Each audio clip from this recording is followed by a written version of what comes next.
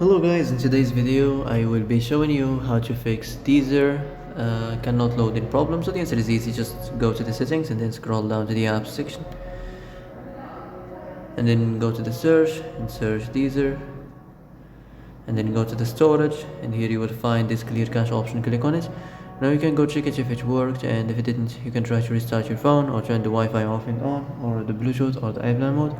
Also, you can try to clear data, but be careful. If you clear data, all this application's data will be deleted. This includes all files, the settings, the accounts, the databases, etc. So be careful if you want to clear your data.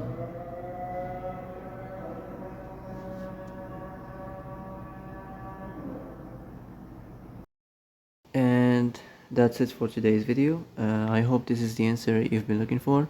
If you like this video, don't forget to like and subscribe, and see you in the next video. Thanks for watching.